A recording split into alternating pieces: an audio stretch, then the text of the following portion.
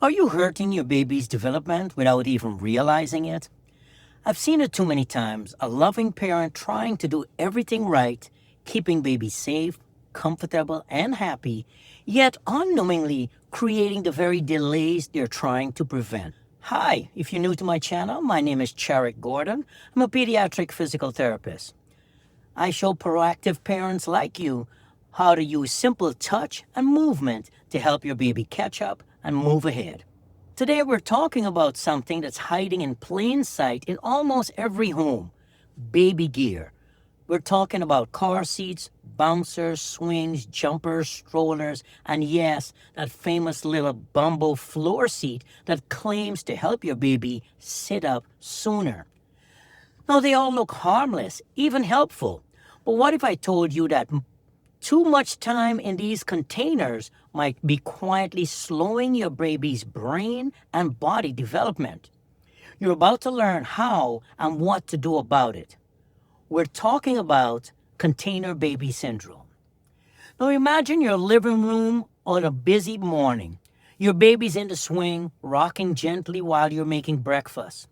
The soft hum fills the air, a few toys blink nearby, they're content, and you finally have 5 minutes of peace to yourself.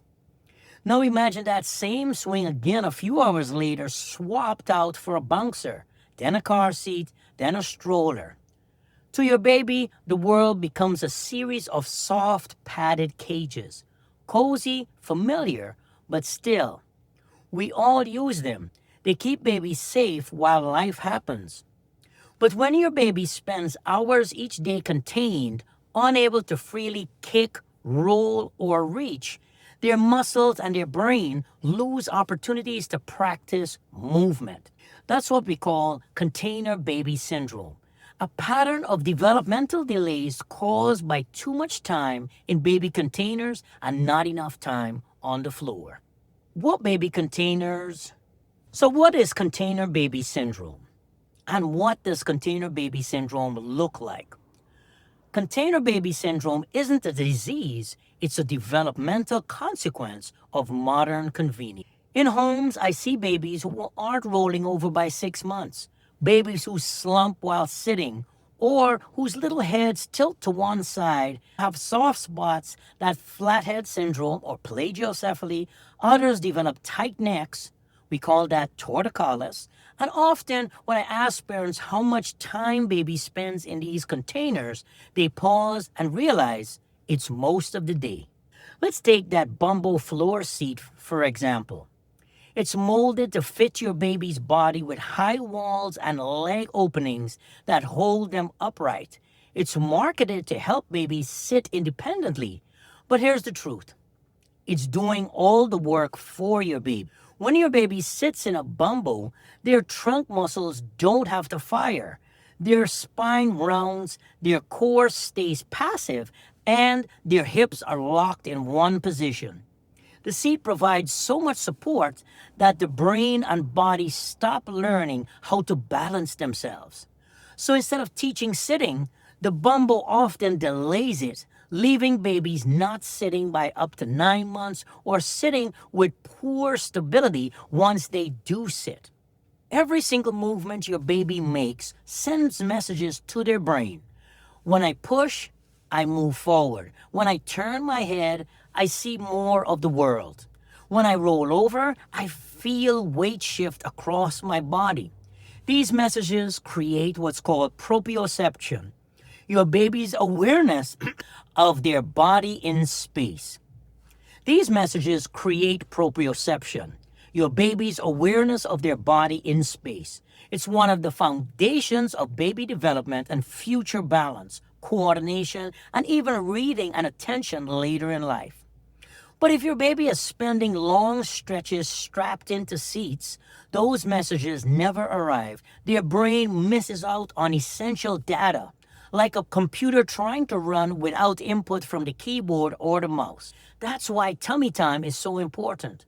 When a baby lies on their belly, pushes up, and looks around, they activate their neck muscles, their shoulders, and their core, building strength and sending rich feedback to the brain. That's how motor skills develop. naturally through not restriction. So let's talk about how specific baby gear impacts development. Let's walk through some common baby gear and what actually happens when it's overused. Let's start with car seats. They're perfect for travel. They're essential. But outside the car, they become mini recliners. That curved C shape in the seat keeps your baby's spine flexed or curved like this, limiting head control and shoulder bouncers and swings, comforting for short naps or soothing routines. But when baby stays in them for hours, their neck muscles don't work and the head stays in one fixed position. Over time, that can cause flathead syndrome or congenital muscular torticollis. Let's talk about jumpers and exercisers. They look like exercise, but they teach your baby to stiffen their legs and bounce from the toes, not to balance or weight shift. Later, you might see babies who stand on their tippy toes or have trouble coordinating steps. The Bumbo seat, again, it gives the appearance of sitting, but removes the work of sitting. The core muscles don't have to stabilize and balance reactions aren't practiced. Overuse can cause developmental delays in sitting and slow progress towards crawling. Let's talk about baby crawlers. These can be wonderful tools if they support baby's hips in an M shape and keep the spine aligned. Carriers that let baby move slightly are beneficial, but using them all day can still limit core development. So the goal isn't to ban baby gear, it's to use it strategically. Gear is for convenience, development happens on the floor. How to know if your baby is falling behind. Let's talk about some signs that your baby might be affected by too much baby equipment. Baby not rolling over by 6 months. Baby not sitting up by 9 months.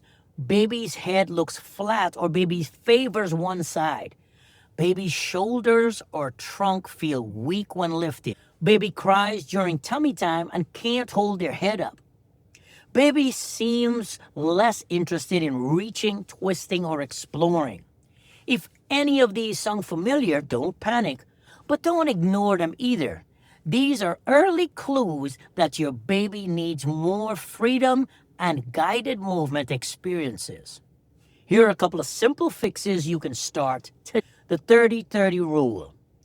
Every 30 minutes your baby spends in baby gear, aim for 30 minutes of floor time.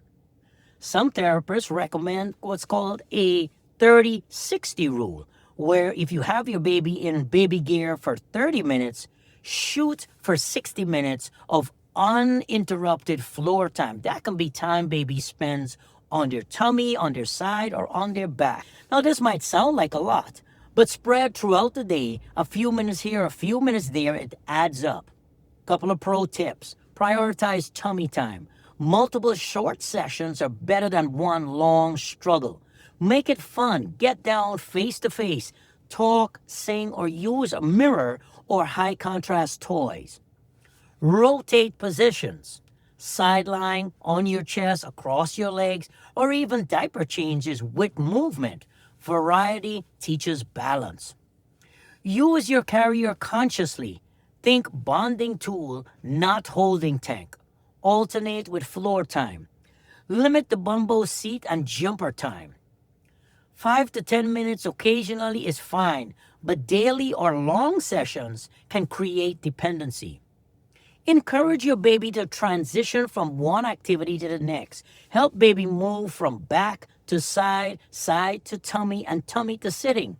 Each small transition strengthens baby's core and improves coordination.